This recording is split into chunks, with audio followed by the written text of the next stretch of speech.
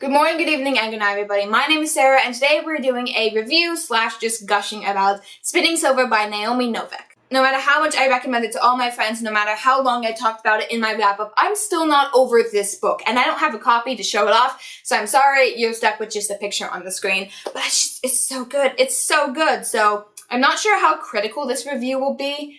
I just really love it. Spinning Silver is an adult fantasy standalone story that is a retelling reimagining of Rumpelstiltskin. Naomi Novik has done a story before called Uprooted. It is sort of set in the same universe, however, these two stories are not connected. You do not need to read Uprooted to read Spinning Silver.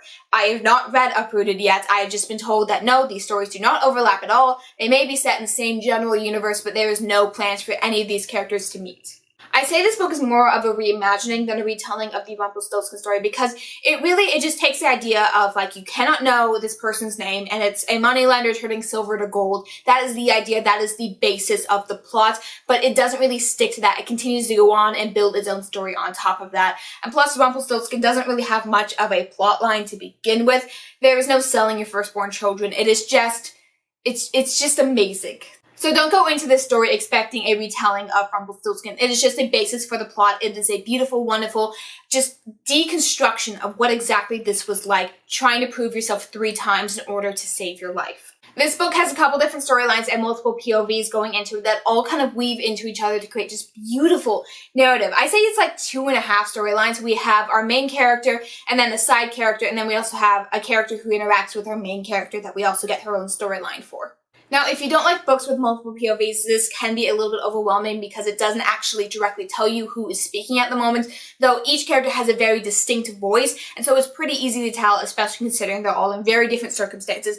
But it can, like, I get it, if you don't like one storyline, it may be a little drab. However, I loved all of these storylines. Like, truly, I do think all of these storylines and all of these perspectives were necessary to have the plot moving forward, for you to understand what this world was and understand what exactly was going on. There is a couple of chapters where you backtrack and see the same event from 2 different perspectives. That even I can say that was a little bit tedious because I don't like backtracking. However, this was just so well done, and actually getting to see it from, like, oh, you understand this, but you don't, and it was so good.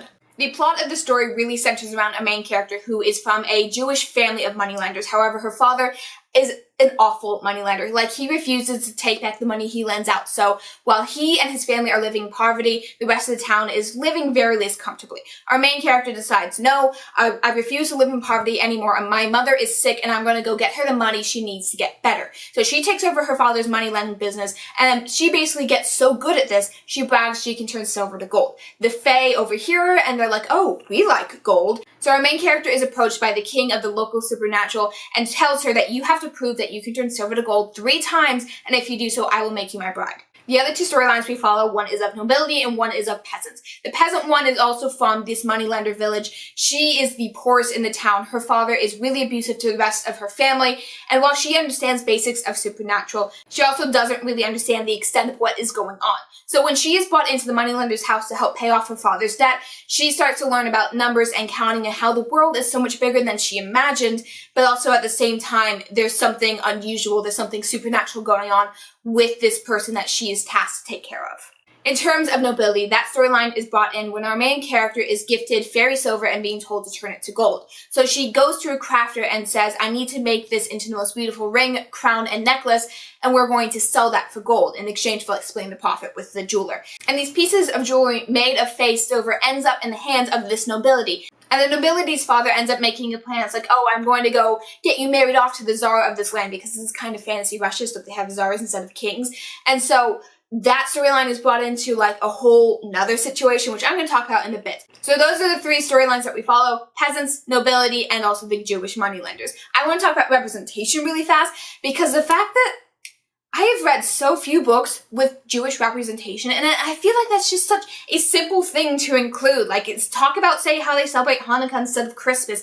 That's such an important part to this character, understanding where she comes from and understanding her religion and her belief. It's so important to the plot, it's so important to her character, it's so fascinating to see this world. There's also a small tidbit later on in the book that I really want to be vague about because of spoilers, but our main character uses her religious beliefs as a way to protect herself once things start to go down. And I think it was so well done, and I'm not Jewish, so I really can't speak for other people of how well this representation is, but I just want to say, in terms of reading, in terms of enjoying, this was such a smooth transition. It was so beautiful and well done. It didn't feel forced, and I could gush about this all day, and I really shouldn't, because again, I'm not Jewish. I don't have a right to say anything about how well it is or not, but it was great. I loved it. Briefly talking about the character development of one of our peasants, the way that these two characters, our main character and the peasant main character, interact is so fascinating, because our main character teaches the peasant how to read and count and write, and the peasant is tasked to go off and collect the money from the people,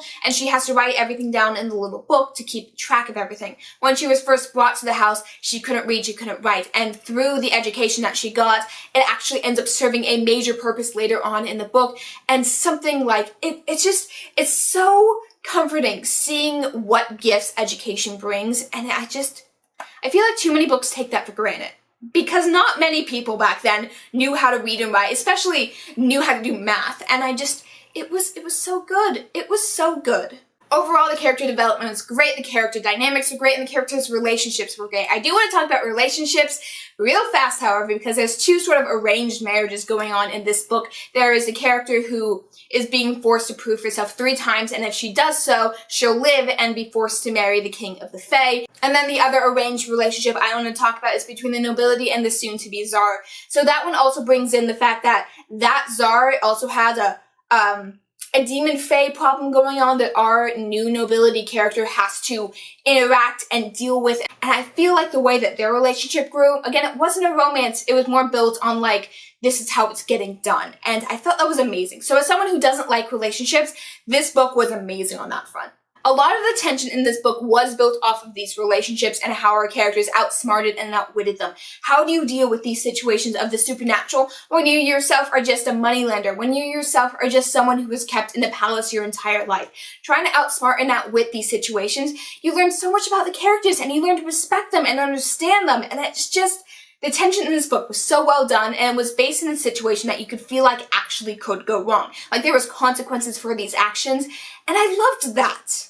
With the exception of the peasant, who really just wants to survive, the two main characters, the moneylender and the nobility, kind of have an intertwining goal of wanting to end the winter that's slowly been enclosing their land. For years and years, winter has lasted longer and longer and has been approaching into spring. And so as these two fae entities start to intertwine and deal with, and our two characters who are human have to intertwine and deal with, they learn to figure out what is going on and if it's potential to stop it or at very least put it off. And I feel like that goal intertwined with the tension of the relationships was just so amazing. Like it was done so well, and I can talk about this forever, which is why I'm doing this review. So totally gushing about it. I loved it. Yeah.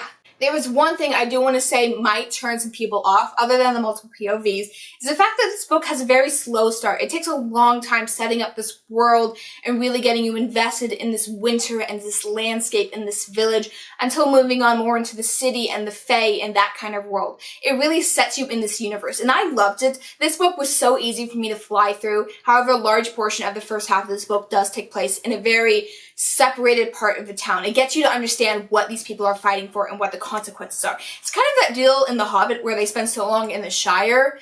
It's that. Yes, it's a slow start, but it's a slow start for a reason. Overall, if you can't tell already, I absolutely love Spinning Silver. I give it 5 stars. I do intend to pick up Uprooted in the future, because if the author did so amazing with Spinning Silver, I really want to try one of their other retellings, reimaginings. I cannot wait to do that. This just sounds so amazing. And yeah, overall, I just can't stop talking about it. I can't stop gushing about it. So that has been my review of Spinning Silver. Thank you guys all so much for watching. If you like this, have anything you want to say, please leave that down in the comment section down below. While you're down there, don't forget to hit like and subscribe. And as always, good night, good evening, and good morning, everybody.